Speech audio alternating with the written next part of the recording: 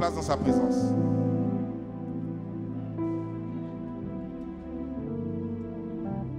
Qui est content pour l'année qui a déjà commencé? Qui est content d'avance pour l'année qui a déjà commencé? J'aimerais te dire quelque chose. Quel que soit ce que tu es en train de... Vous voyez ce qu'on est en train de déclarer là? Quel que soit ce que tu es en train de vivre actuellement, ne regarde pas à ce que tu es en train de vivre. Ne fais pas cas de ça. Regarde au Dieu qui va débloquer ta situation. Ah, je le dis. Ne regarde pas à ce que tu es en train de vivre présentement.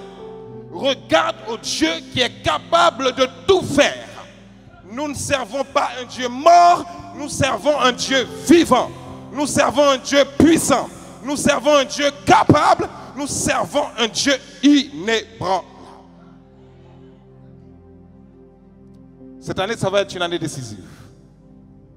Cette année, c'est une année de gloire pour toi. Cette année, c'est une année où Dieu va mettre de la joie dans ton cœur. Cette année, c'est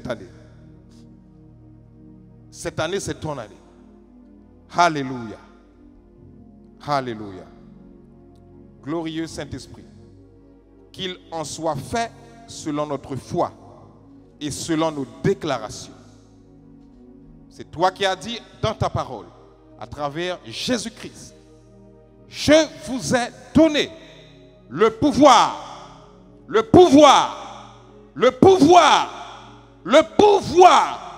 pour marcher sur tous les serpents et les scorpions et pour écraser la tête de l'ennemi ainsi que toute sa puissance.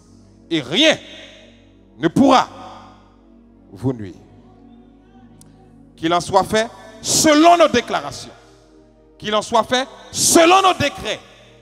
Qu'il en soit fait selon nos paroles déclarées et prononcées. Au nom de Jésus. Père, ce matin, nous voici devant toi. Nous ne savons rien dire. Mais toi, tu es la sagesse parfaite. Tu es la sagesse excellente. Tu es la sagesse sans aucune faille. Merci infiniment, Père, de ce que nous sommes venus ce matin à un rendez-vous divin. Et je crois que si tu as pris le temps ce matin de nous donner rendez-vous en ce lieu, c'est parce que tu nous prends au sérieux. C'est parce que nous avons une importance capitale et particulière à tes yeux. Merci infiniment de ce que tu nous donnes ce matin un esprit d'écoute, de discernement, d'entendement et de révélation. Père, parle-nous ce matin comme tu ne nous as jamais parlé. Amène-nous à une autre dimension, à un autre niveau. Amène-nous à un autre niveau de gloire dans ta présence, afin que nous puissions réellement voir qui tu es, tel que tu es. Au nom de Jésus, nous avons ainsi prié. Amen. J'aime bien vous voir. Bonjour à tous et à tous. Bienvenue dans la maison de ton père. Dis ça à ton voisin. Dis bienvenue dans la maison de ton papa, de ton père. Alléluia. Nous sommes toujours ce matin dans cette belle série, dans cette série grandiose que j'aime énormément, que j'apprécie énormément et qui moi-même en premier lieu me fait énormément de bien. Est-ce que tu peux juste baisser un tout petit peu? Merci. Je ne m'entends pas très bien. Vous m'entendez? Merci. Nous sommes toujours, je le disais dans cette série, dis à ton voisin prospérité. Dis-lui ça fort, dis-lui prospérité. Est-ce que quelqu'un aime la prospérité? Alléluia. Nous avions commencé cette série depuis quelques dimanches et nous avions pris le temps d'expliquer ce qu'était la prospérité ou ce qu'est la prospérité. Et nous avions dit c'est un sujet qui souvent, malheureusement, a été très mal compris ou parfois mal expliqué, non pas que ça a été mal expliqué de manière intentionnelle, mais parfois on n'a pas mis les bons mots à leur bonne place. Est-ce que quelqu'un me suit? Et toute chose qui n'est pas bien expliquée, tôt ou tard, finit par produire de la confusion, de l'incompréhension. Amen. Et ça ne bâtit pas la foi. J'avais dit que Dieu n'est pas contre la prospérité. Est-ce que quelqu'un se souvient de ça? Dieu n'est certainement pas contre la prospérité. Parce que Dieu est un Dieu prospère. Dieu est un Dieu prospère. Je répète, Dieu est un Dieu prospère.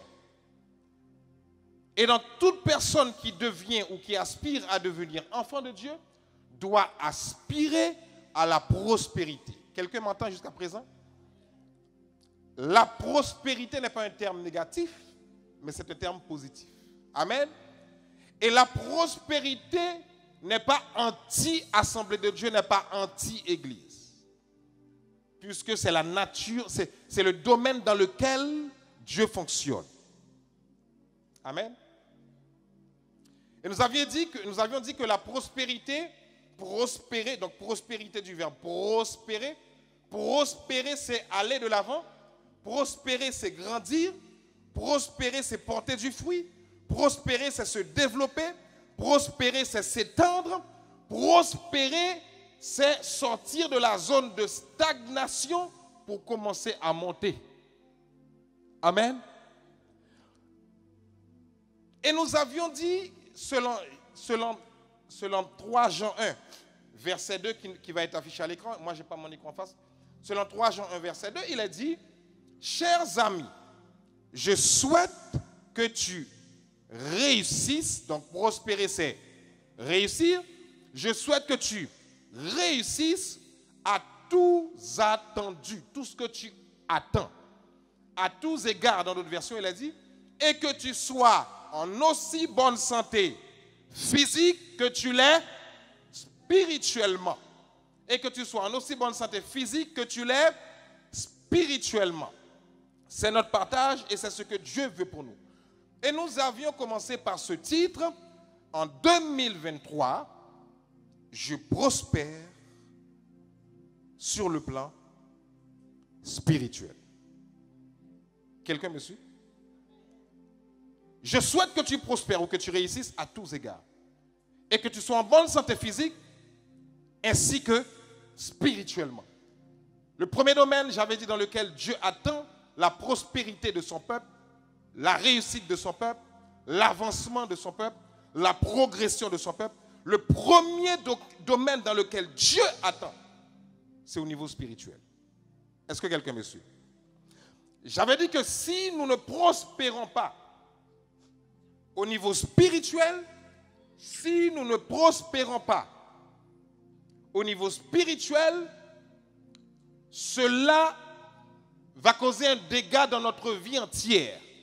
Il va y avoir un déséquilibre dans la balance. Car si nous prospérons dans les autres domaines et que spirituellement nous ne grandissons pas, à un moment donné de notre vie, ça va produire de l'orgueil. Dites-moi amen si vous me suivez. Donc, pour accéder, je vais le dire comme ça, pour accéder, selon la volonté de Dieu, à la prospérité dans les autres domaines, il faut que d'abord, spirituellement, je prospère. Est-ce que quelqu'un me suit? Il est très important pour nous de comprendre ça. Parce que dans le monde, il y a beaucoup de gens qui prospèrent. Dans le monde, il y a beaucoup de gens qui vont de l'avant. Dans le monde, il y a beaucoup de gens qui font de belles choses. Quelqu'un me dit amen. Mais parce que je réussis, parce que je prospère, parce que je vais de l'avant, ne veut pas dire que je suis en train de suivre la volonté de Dieu. Est-ce que quelqu'un m'a suivi? Je commence à réussir pour Dieu, je commence à prospérer pour Dieu lorsque d'abord je suis connecté à lui et que je suis connecté à sa volonté. C'est pourquoi nous avions pris le texte de Josué. Je ne vais pas faire tous les récapitulatifs de ce que nous avons déjà vu. Nous avions pris le texte de Josué et nous avions vu que Dieu avait appelé Josué à terminer ce que Moïse avait commencé, n'est-ce pas? Mais malgré le fait que Dieu ait dit à Josué, je serai avec toi, je ne t'abandonnerai pas, partout où tu iras, moi aussi je serai là. Malgré le fait que Dieu a fait cette promesse à Josué, Dieu ne s'est pas arrêté là. Dieu a dit à Josué, je t'ai promis d'être avec toi. Je t'ai promis de ne pas t'abandonner. Je t'ai promis de ne pas te délaisser. Mais Josué, assure-toi d'une chose. Ne pars pas avec cette promesse si tu ne passes pas du temps à méditer mes décrets ou ma parole. Quelqu'un m'a entendu? C'est pourquoi dans Josué chapitre 1er, quand vous allez lire Josué 1er, lisez bien. Dieu va donner toutes les promesses à Josué. Ensuite, il va dire, à partir du verset 6, seulement, prends ma parole, médite-la, jour et nuit, afin que tu réussisses dans tout ce que tu entreprendras. En d'autres termes, Dieu était en train de dire à Josué, Josué, si tu réussis sans moi, tu n'as pas réussi. Si tu avances sans moi, tu n'as pas réussi. Si tu progresses sans moi, tu n'as pas progressé pour moi. Parce que tu commences à progresser, tu commences à prospérer lorsque tu es dans la ligne même de la volonté de Dieu. Quelqu'un m'entend? Dis à ton voisin, parce que sur cette terre, tu es en mission.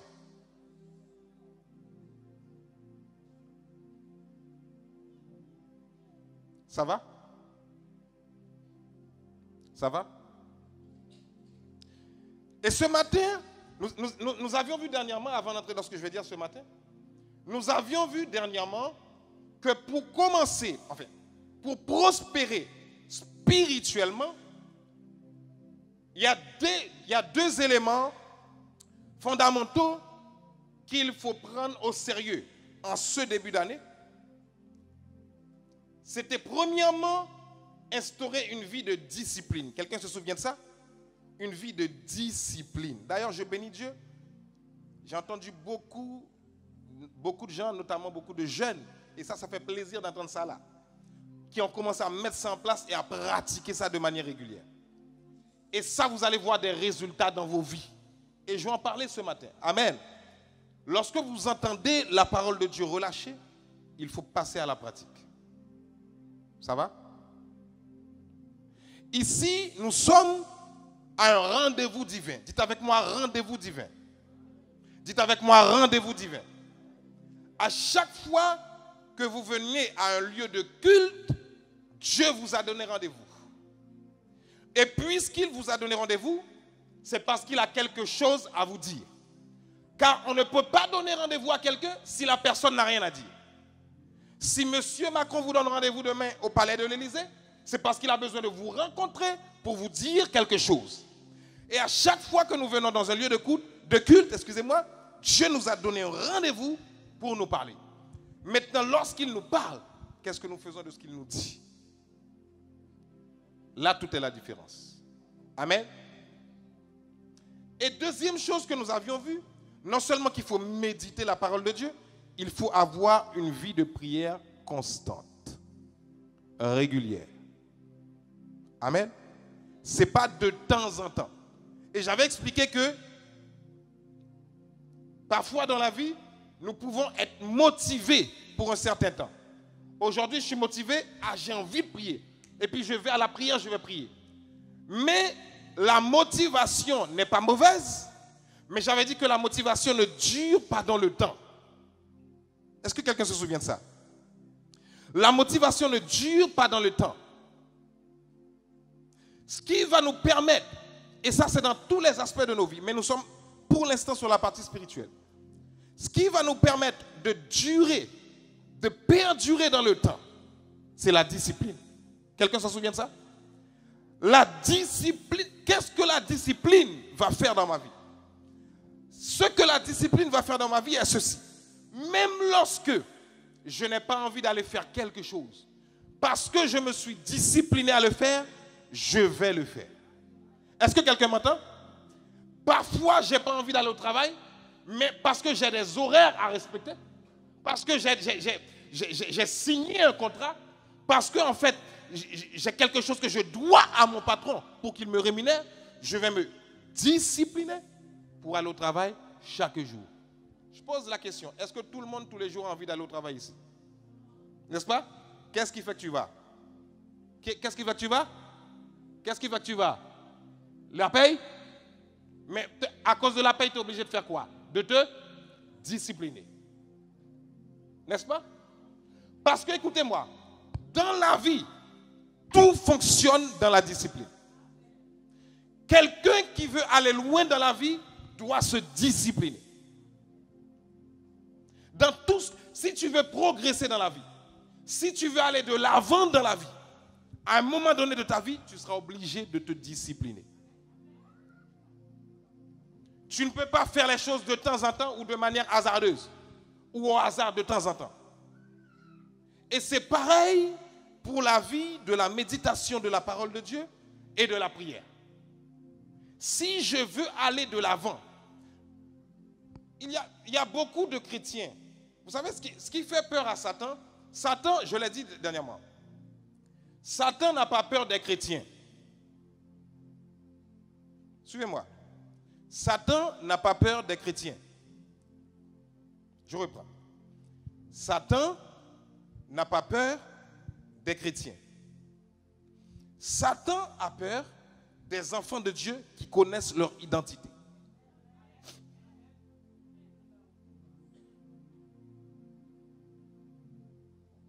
Ça va? Écoutez-moi. Vous voyez tout ce qu'on a déclaré ce matin-là. Quelle que soit l'intensité que tu mets, la force que tu mets, si tu ne connais pas ton identité, Satan ne tremble pas et ne bouge pas.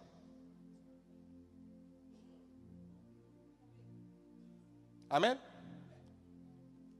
Et ce qui nous donnera de connaître qui nous sommes en Christ, c'est la parole.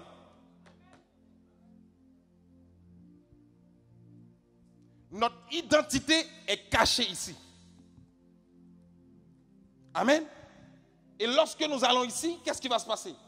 Le Saint-Esprit qui est en nous va nous révéler qui nous sommes. Et maintenant, une fois qu'il nous l'a révélé, nous pouvons marcher avec assurance. Est-ce que quelqu'un m'entend?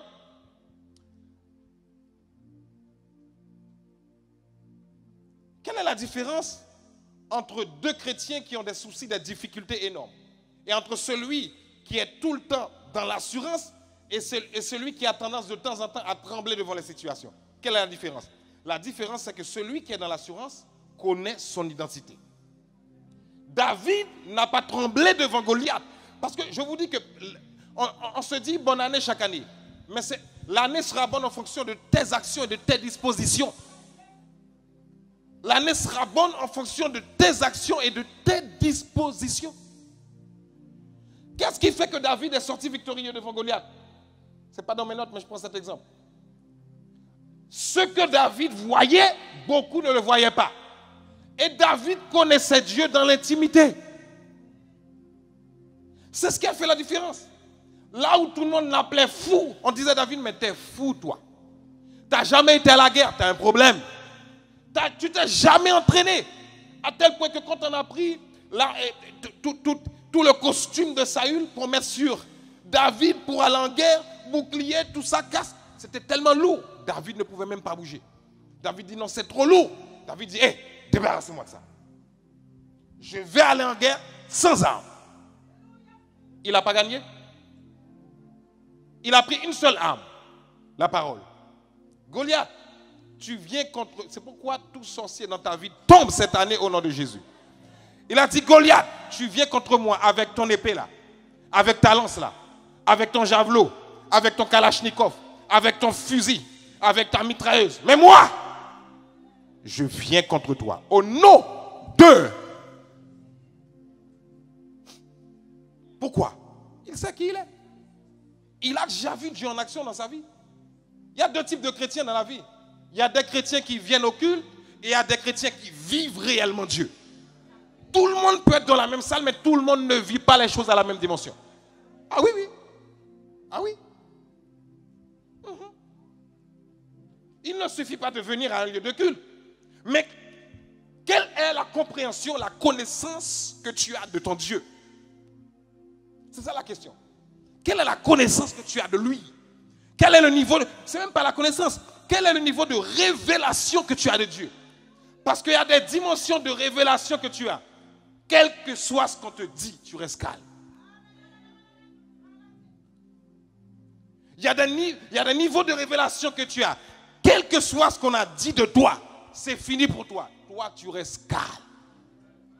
Parce que tu connais qui tu es, et tu connais Dieu. Et qu'est-ce qui fait ça? Lorsque tu passes du temps à méditer sa parole.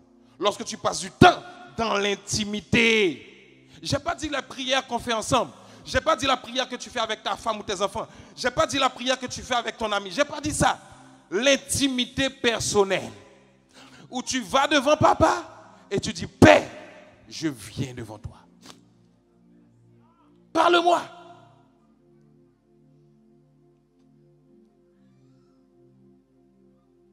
Et ça, c'est entre toi et Dieu seulement.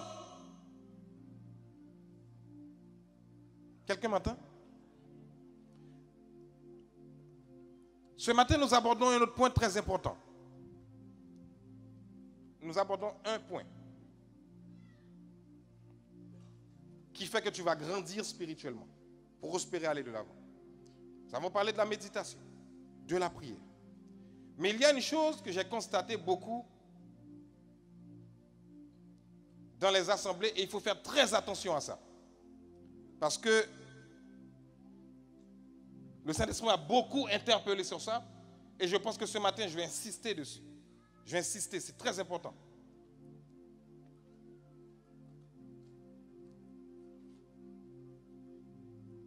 Prenez avec moi Acte 2, verset 41. Prenez avec moi Acte 2, verset 41. Version sommaire, super. Suivez avec moi à l'écran, c'est affiché.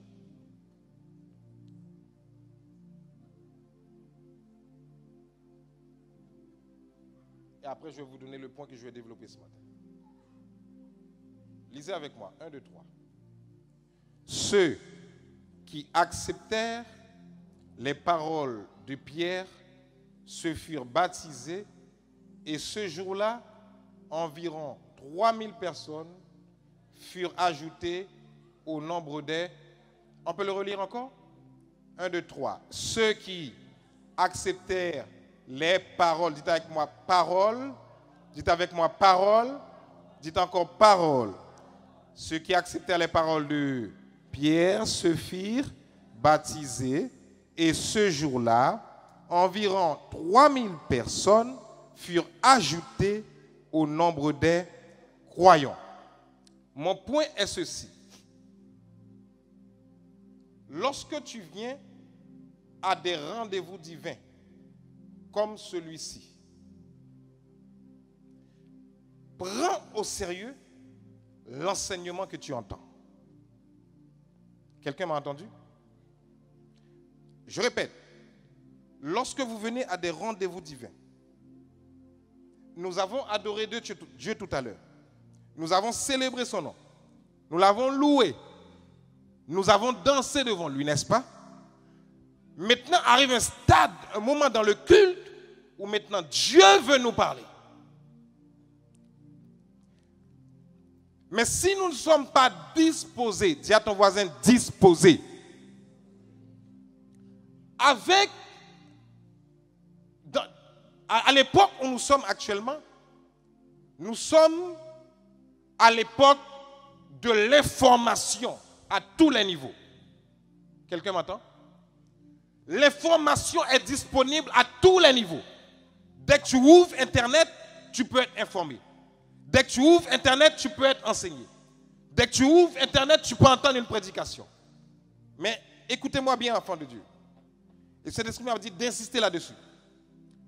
Ne soyons pas des consommateurs d'enseignement, mais soyons des gens qui absorbons l'enseignement.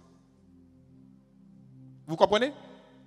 Quand j'absorbe, c'est lorsque je laisse pénétrer en moi ce que j'ai entendu. Il serait dommage pour moi et un grand gâchis de mon temps de venir à chaque dimanche à des rendez-vous divins et que Dieu me parle et je ne fais aucun cas de sa parole. Pour moi, ça serait une perte de temps. Ça va? Maintenant, qui peut prendre cette décision? Moi. Personne ne peut prendre la décision à ta place. Tu peux être dans un même lieu. Il y a quelqu'un qui est en train d'aller de l'avant. Quelqu'un qui est en train de grandir. Toi, tu te dis, mais comment ça se fait que moi, ça fait des années, je n'arrive pas à progresser? Fais un retour en arrière. Tout ce que tu as entendu, est-ce que tu l'as mis en pratique? Amen. Regardez ce que le texte dit ce matin. Regardez ce que le texte dit qu'on vient de voir. Ceux qui acceptèrent les paroles de Pierre. Ça veut dire quoi? Écoutez bien, suivez bien le schéma du texte. Accepter les paroles de Pierre. Quand vous lisez paroles de Pierre ici, vous savez ce que Pierre était en train de faire? Oui ou non? Il prêchait et enseignait. Mais regardez ce que le texte dit. Hein? Ceux qui acceptaient. Ça veut dire quoi? Il y avait parmi eux d'autres qui n'ont pas accepté. Écoutez-moi, lorsque Dieu parle et que tu n'acceptes pas, le seul qui sera, comment je peux le dire? Je vais le dire plus simplement. Lorsque Dieu parle et que tu n'acceptes pas, le seul qui ne sera pas bénéficiaire de sa grâce, c'est toi. Amen. Tous ceux qui finissent par accepter obtiennent un bénéfice lié à cette parole. Ça va? C'est pourquoi il y a beaucoup d'enfants de Dieu qui grandissent avec Dieu, mais il y en a qui stagnent, qui font du surplace. Vous savez comment je vais vous expliquer comment vous reconnaissez que vous faites du surplace. C'est lorsque vous commencez à venir au culte par routine. Quelqu'un m'entend? Quand tu commences à venir à chaque dimanche de manière... C'est-à-dire que tu viens le dimanche, mais tu ne t'attends pas à Dieu. Tu ne t'attends pas. Tu viens comme à l'habitude, parce que je dois venir à 10h, je viens. Mais c'est tout.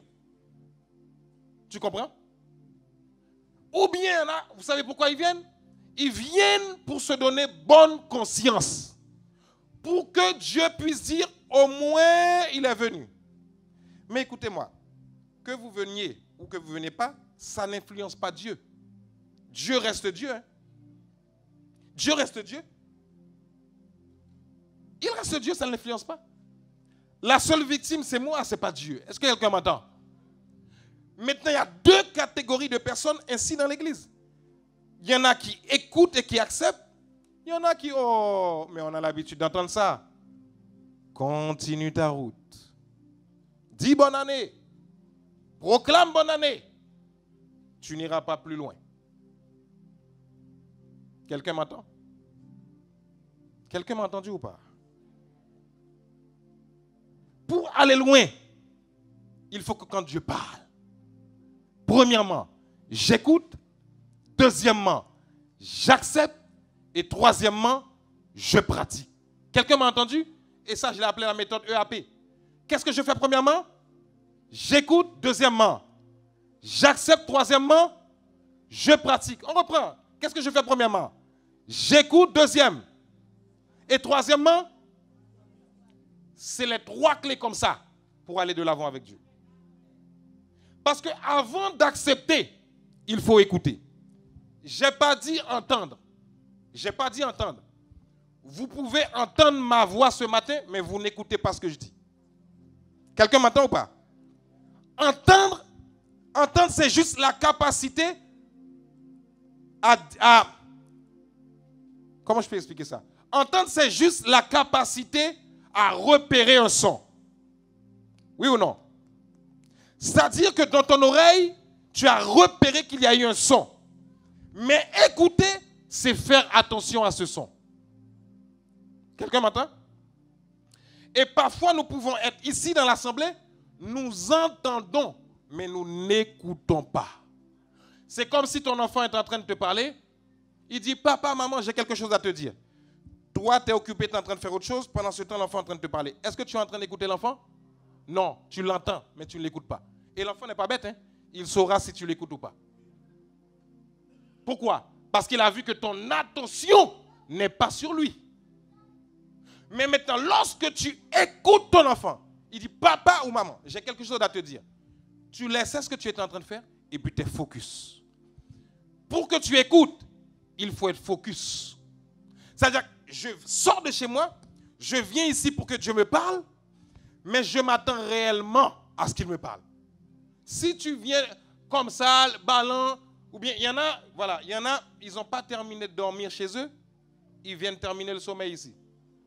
Mais regarde ton voisin, dis-lui, mais pourquoi tu n'es pas resté au lit? Dis-lui ça, pose-lui la question. Je t'autorise, dis-lui, pourquoi tu n'es pas resté au lit? Hey, c'est plus facile, non? Attends, pourquoi te lever? Non, soyons sérieux. Tu te lèves, tu te prépares, tu as pris parfois 2 heures, des fois même il faut prendre la route, des fois tu n'as pas eu le temps de faire le gasoil et la veille, il faut aller à une station et puis tu viens là. Pourquoi te fatiguer? Non, pourquoi? Autant rester au lit, tu fais ta grasse matinée et puis tu continues comme ça. Quoique ce n'est pas ce que je veux pour vous. Hein. Mais sinon c'est fatigant. Amen. Et puis c'est pour ça, à un moment donné dans notre vie, on se dit, mais hey, moi, être chrétien là même, ma vie chrétienne n'a même pas de sens quoi. Mais c'est normal. Comment tu veux qu'elle ait du sens? Ça va ou pas? Ce matin c'est calme. Hein? Ce matin c'est calme. C'est comme ça que je le voulais même.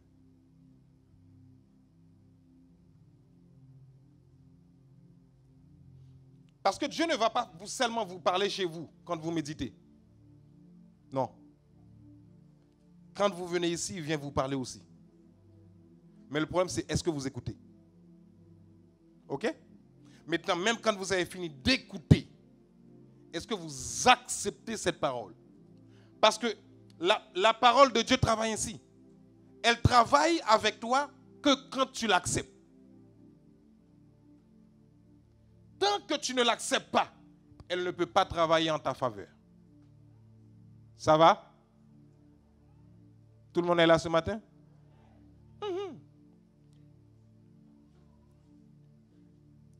Ou sinon, il y en a, qu'est-ce qu'ils font?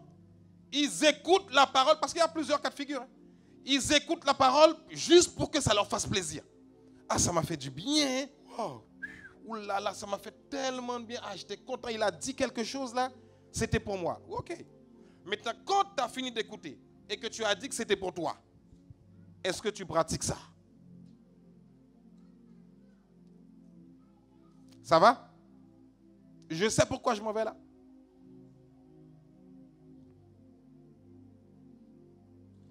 Il y a 3 étapes. Lorsqu'on vient à des rendez-vous divins, il faut écouter, accepter, mettre en pratique. Ça va? Acte 2, verset 42. Dès lors, il s'attachait à écouter. Ah, lisez avec moi. 1, 2, 3. Dès lors, il s'attachait à faire quoi? À ne pas écouter. Ok, on va le reprendre. 1, 2, 3. Dès lors, il s'attachait à dormir.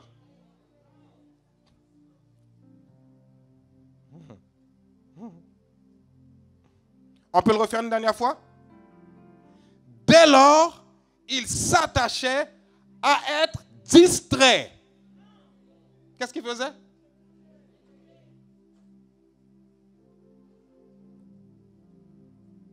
Mais qui s'attachait à écouter? C'est qui c'est il là? C'est qui ce il? Qui? Les premiers chrétiens. Lisez Acte. Je n'ai pas le temps parce que j'aurais pu vous lire les chapitres. Lisez Acte 2. Pierre a fini d'enseigner, de prêcher.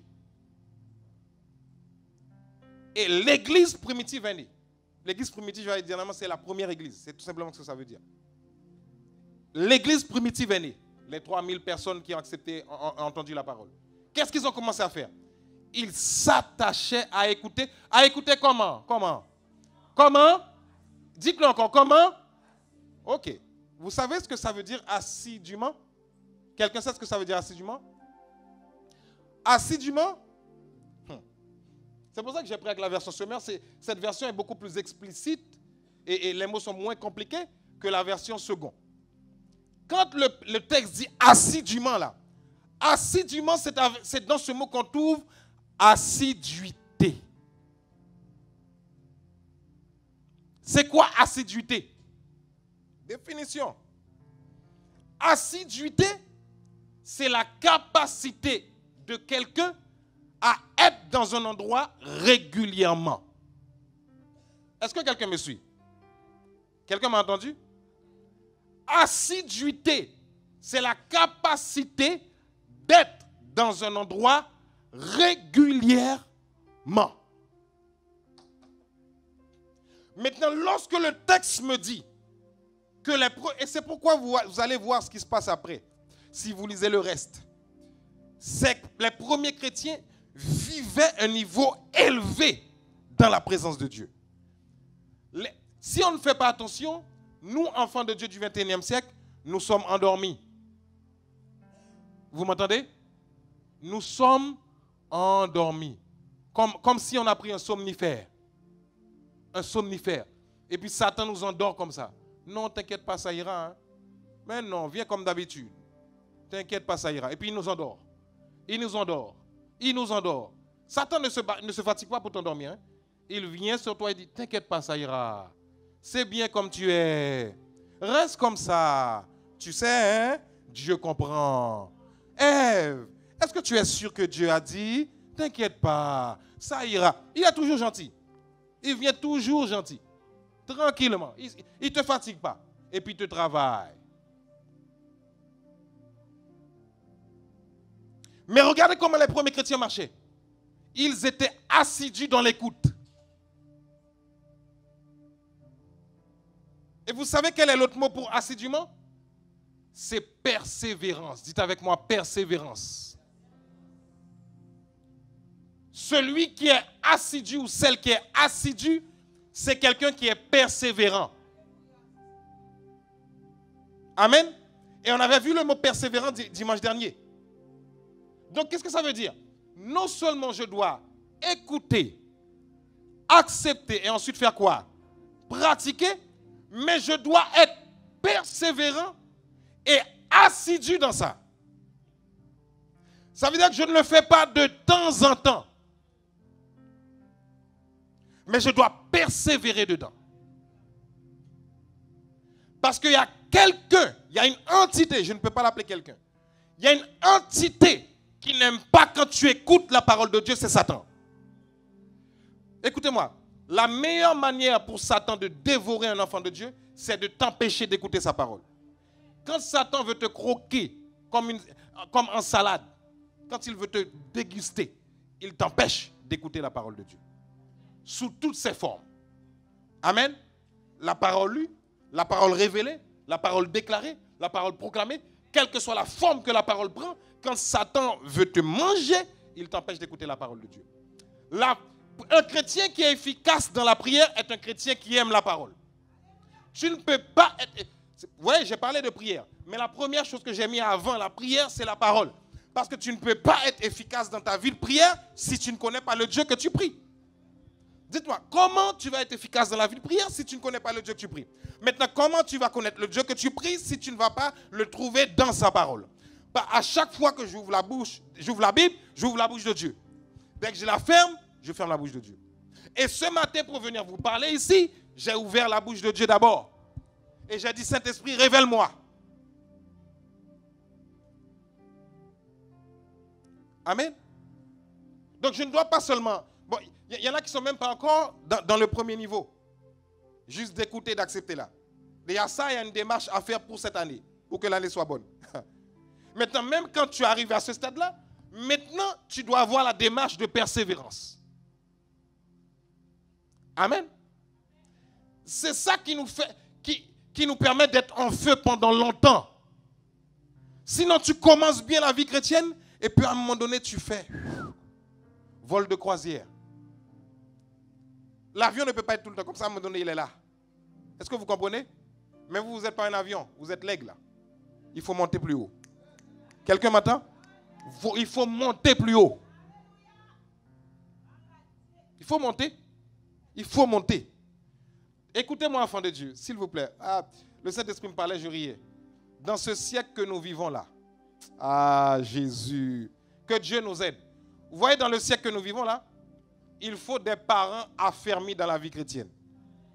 Vos enfants vont connaître des tourments dans ce monde. Papa. Vous ne le voyez pas arriver? Vous ne le sentez pas arriver? Le monde va être terrible. Le monde va être terrible. Si vous ne vous réveillez pas, c'est les 2 yeux seulement que vous aurez pour pleurer. Quelqu'un m'entend? Ah non. Moi, je suis de ceux qui vont... Je vais prêcher ça avec insistance. Ah oui. Parce que Satan est en train de déployer ses ailes pour venir dévorer les enfants de Dieu. Être parent, ce n'est pas juste donner naissance à quelqu'un sur terre. Être parent, c'est d'abord une responsabilité spirituelle d'abord. Qu'est-ce que j'ai dit? Être parent, c'est d'abord une responsabilité spirituelle. D'ailleurs, je m'arrête là pour 1 minute et ensuite je continue, je termine le texte. Il ne me reste pas beaucoup à voir avec vous. Je peux parler un petit peu? Je peux parler un petit peu? Il est anormal pour un parent de ne pas prier pour ses enfants. Dites-moi amen fort, j'ai besoin d'entendre amen là.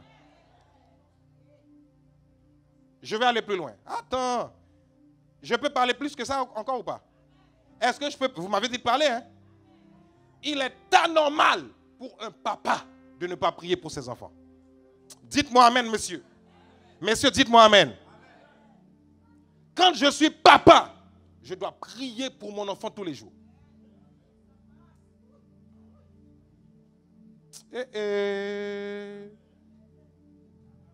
Tu pries. Tous les jours, tu dois prier.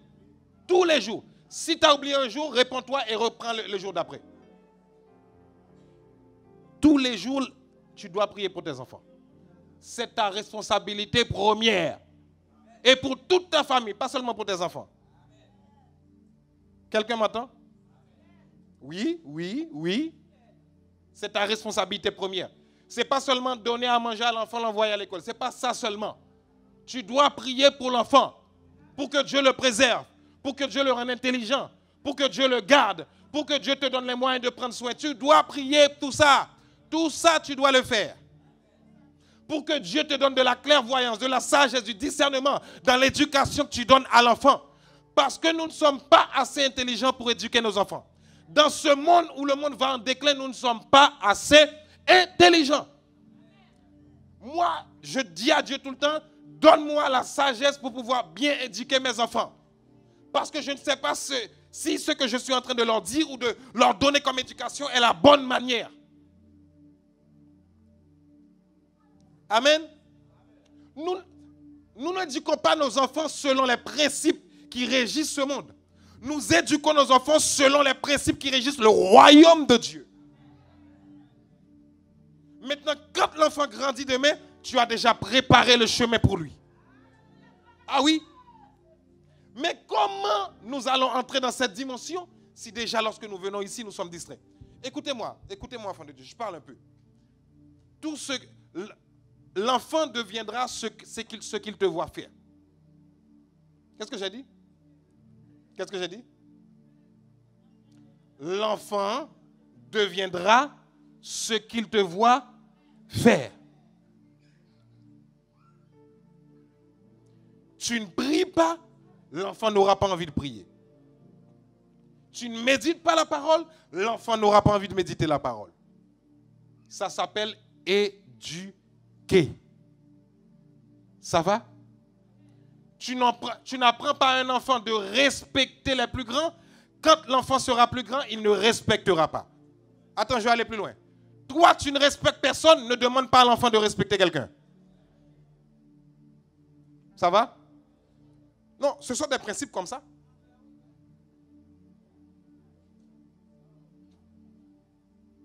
Pourquoi demander à l'enfant de faire ce que toi tu ne fais pas? Pour faire quoi? Amen? Nous voulons que nos enfants s'accrochent à Dieu. Mais nous, est-ce que nous sommes l'exemple?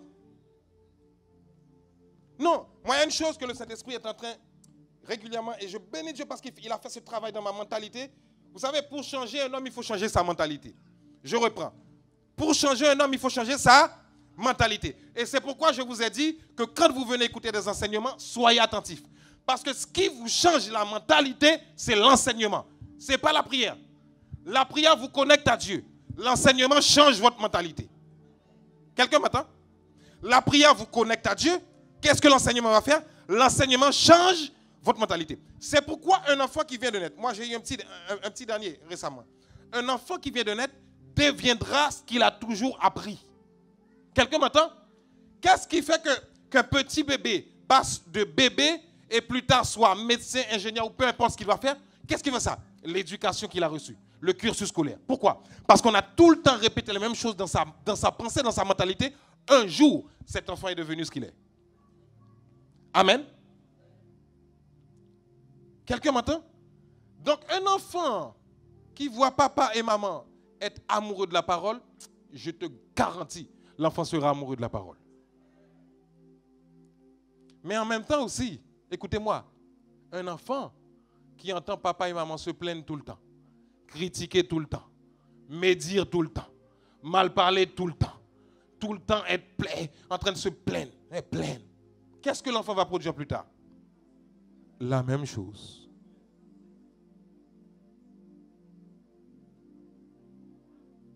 Amen. Moi, parfois, quand mes enfants parlent, je les entends. Bon, ils ne font pas exprès, parce que c'est ce qu'ils entendent. Il faut les aider aussi. On n'est pas parfait en tant que parents, hein, mais il faut demander à Dieu du discernement. Demander à Dieu de la sagesse chaque jour. Des fois, quand ils font des choses, ils disent, mince, c'est nul ce que j'ai fait, je suis nul. J'ai dit quoi? De toute façon, dès qu'ils disent ça, ils me regardent.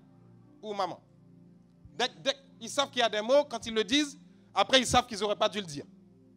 Parce que c'est comme ça qu'on apprend. Je suis nul. Ah non. Comment? Répète ce que tu viens de dire. Ah non, c'est pas ce que je voulais. Ok. Tu ne laisses pas l'enfant parler n'importe comment. Comment tu es nul? Non, tu t'es trompé. C'est différent. C'est différent. Parce que tu t'es trompé ne fait pas de toi un nul. Ça va? C'est la mentalité qui est en train de se transformer là. Ah oui. Jésus, lorsqu'il enseignait, c'était pas pour avoir des beaux discours.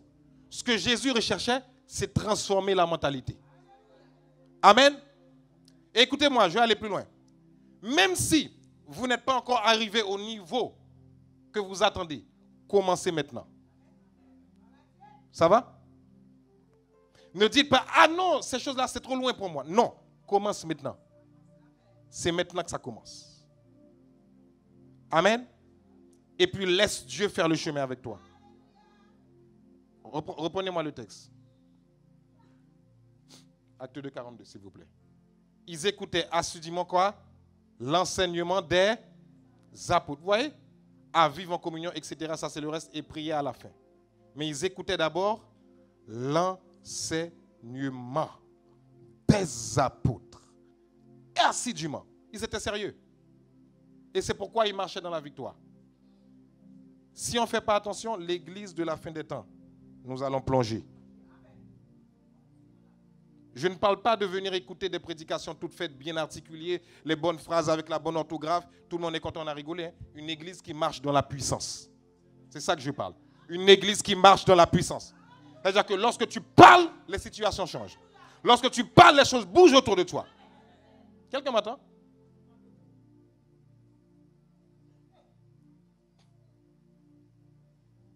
Vous avez entendu? Nos enfants sont très intelligents à l'école. Très intelligents. Que ce soit Inoam, Imela, ils sont très intelligents. Mais ce n'est pas seulement le fruit de ce qu'ils ont appris à l'école. C'est parce que nous, on a proclamé des choses sur eux. Ça, c'est un. Et deuxièmement, on leur apprend à proclamer de bonnes choses sur eux. Vous entendez ou pas? Et puis, il faut prier pour eux aussi. Ce n'est pas le fruit du hasard. Hein. Ce n'est pas seulement ce qu'ils ont appris ou bien les deux. Non, ce n'est pas que ça là. Parce que l'enfant aurait pu être perturbé. Et c'est la responsabilité des parents. Regarde quelqu'un à côté de toi, dis-lui, il y a du travail. Je ne sais pas pourquoi ça a pris cette forme-là. Hein. Il y a du travail. Il y a du travail. Il y a du boulot. Acte 2, 46. Acte 2, 46. Lisez à haute voix avec moi. Lisez à haute voix avec moi. Tout. Attends, non, je n'ai pas entendu. Tout. Est-ce qu'on a dit chaque dimanche?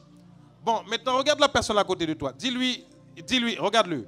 Dis-lui, si le dimanche, c'est déjà difficile pour toi, comment on va faire?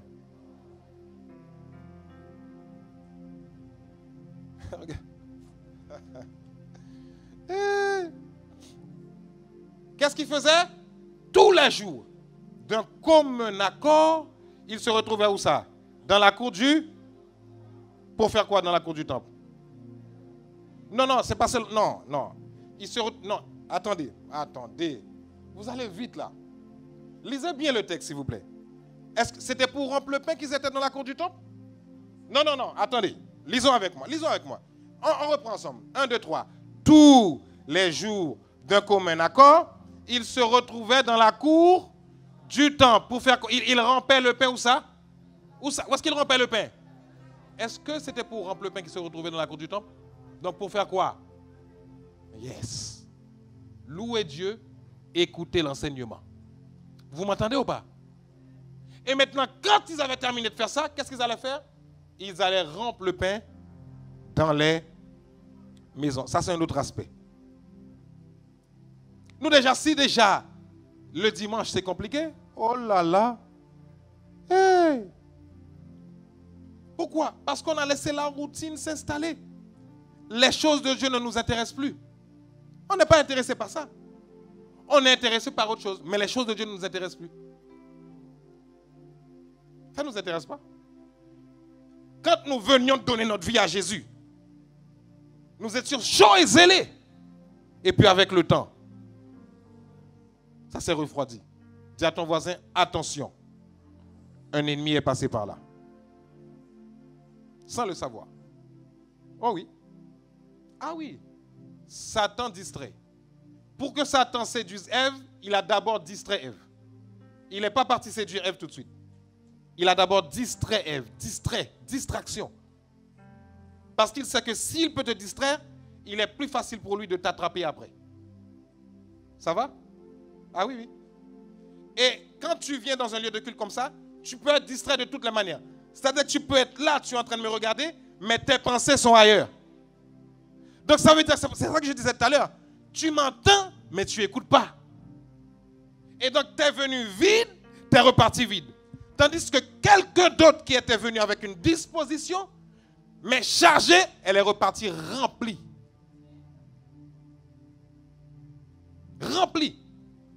Et c'est pourquoi je vous ai dit qu'il y a des gens qui vivent des témoignages, mais il y en a qui n'en vivent pas. Comment tu peux être enfant de Dieu? Jamais tu as quelque chose à dire que Dieu a fait d'extraordinaire. Je ne parle pas que Dieu t'a fait quitter Haïti depuis 1936. Hein? Ce n'est pas ça que je parle. Des témoignages extraordinaires, puissants. Quelqu'un m'entend ou pas? Amen, amen. Mais ça, c'est ceux qui acceptent la parole de Dieu. Je finis par là. Acte 4, 1 à 4. Pendant qu'il parlait ainsi à la foule, survient quelques prêtres accompagnés du chef de la police du temple et des membres du parti des Sadducéens. On continue. Ils étaient irrités de voir quoi? Les apôtres faire quoi? Ils étaient... Quand Satan... Parce qu'il faut savoir, les chefs de la police, tout ça, les prêtres là, c'est une représentation de ce que l'ennemi n'aime pas. Amen. Donc, parce que les apôtres étaient en train d'enseigner, parce que je suis en train d'enseigner ce matin, Satan n'aime pas.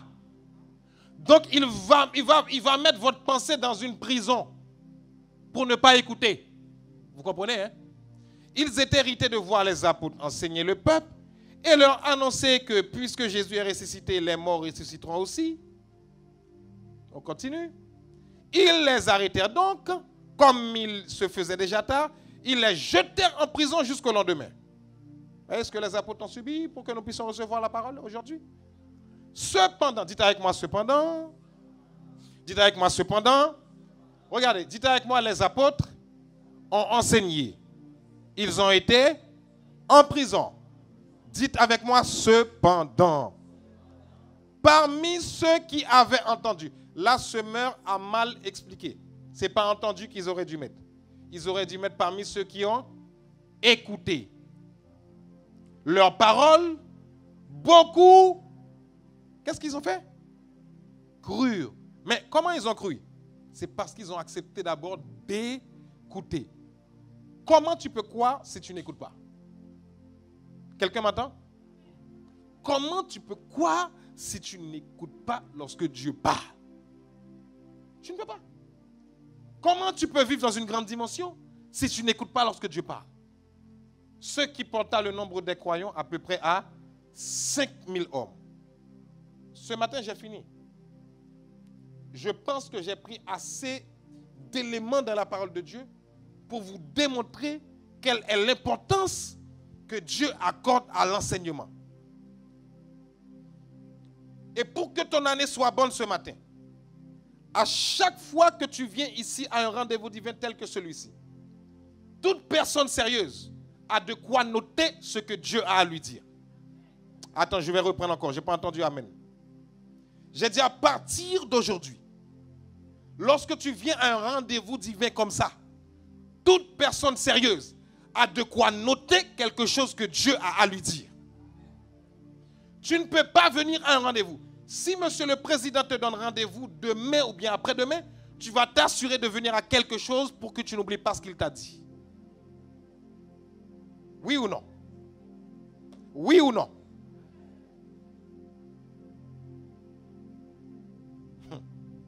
C'est comme ça qu'on va loin avec Dieu. C'est comme ça qu'on progresse avec Dieu. C'est comme ça qu'on va de l'avant avec Dieu. Parce que Dieu n'est pas là pour gaspiller sa parole. Lorsque sa parole tombe, il faut qu'elle porte du fruit. Amen. Et c'est pourquoi l'église primitive a vécu dans la puissance, a vécu dans les prodiges, a vécu dans les miracles. Cette semaine, j'ai entendu le témoignage de quelqu'un qu'elle m'a envoyé. Elle m'a dit qu'elle s'est vue dans un rêve. Parce que Dieu parle par les rêves et par les visions. Il y a des situations de ta vie que tu veux faire tomber. Dieu passe par un rêve et il te parle. Elle a dit, je ne sais pas si je vais bien dire le témoignage parce que la personne est là, elle m'écoute. Si je l'ai mal dit, excuse-moi. En tout cas, je vais juste paraphraser. Elle a dit qu'elle s'est vue dans ce rêve et puis il y avait comme une rivière devant elle, ne pouvant pas traverser. Elle est bloquée devant cette rivière. Et puis à un moment donné, elle voit quelqu'un qui vient lui dire, prends-moi la main ou je ne sais pas, viens, je te fais passer. Et puis elle s'est vue passer, enjamber cette rivière. Cette rivière pour représenter la situation difficile que tu as. Cette rivière pour représenter une situation difficile que Satan va amener dans ta vie. Mais quand Dieu te parle comme ça, ça veut dire qu'il te dit, je suis avec toi, je te fais passer sur cette situation. Quelqu'un m'entend? Mais pour que Dieu te parle ainsi, il faut que tu sois attentif à sa voix et que tu prennes au sérieux lorsqu'il te parle. Amen. Dieu parle tous les jours, mais tous les dimanches matins, il parle ici. Dieu parle tous les jours, mais tous les dimanches matins, il parle ici. La question, lorsque Dieu me parle, qu'est-ce que je fais de ce qu'il m'a dit? Amen. Dites amen. Qu'est-ce que je fais de ce qu'il m'a dit? Je termine là. Ne soyons pas consommateurs des enseignements. Ne soyons pas en train de courir partout pour chercher, juste pour écouter, pour me faire plaisir, mais j'ai envie d'écouter quelque chose. Ce que tu as écouté, est-ce que tu l'as mis en pratique? Si tu ne l'as pas mis en pratique, elle ne te sert à rien. Amen. Que Dieu nous aide à comprendre. Demeurez bénis.